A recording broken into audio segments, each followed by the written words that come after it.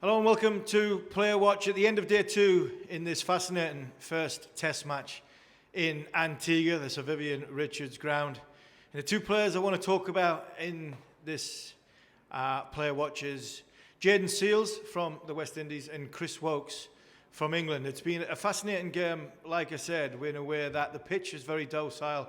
There's not much help from the bowling department, and I don't think there's too much help from the batting either to really sort of be able to hit through the line and score quickly. So it's a patience game, and the two players in question, I thought Jaden Seales yesterday bowled nicely, pitched it up, swung it beautifully, bowled a little bit too wide to Johnny Bairstow, 20-year-old, and his 8th first-class match, which is 5 test matches, which says a lot about his development and where it's going. And I think he got his just rewards this morning because he hit the deck hard. He knocked over a couple of England's tail enders. I like the look of this kid. I think he's got a little bit of Kigisa Rabada about him. I think if he could use his left arm that little bit more, and I think that will come the more overs he bowls.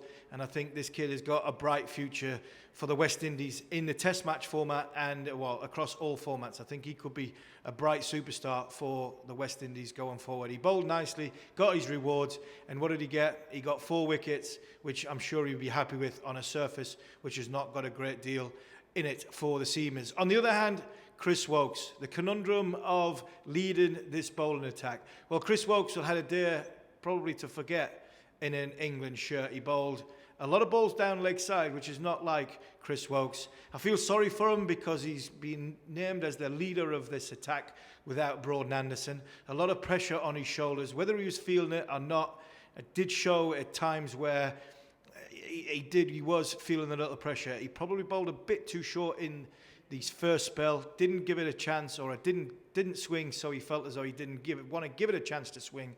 So he brought his lengths back, and on a wicket which really docile wicket, it was just sat up and it was comfortable to hit. Came back, he was a little bit better, but you could just see every now and again he needs a wicket, or two just to get the confidence going to really get his tour as the leader or named leader of the attack. But I don't like that because there's far too much pressure on him. I don't think he's in the position in the career where he's had been with a red ball to come to the Caribbean and lead the attack. I think that's more for somebody else.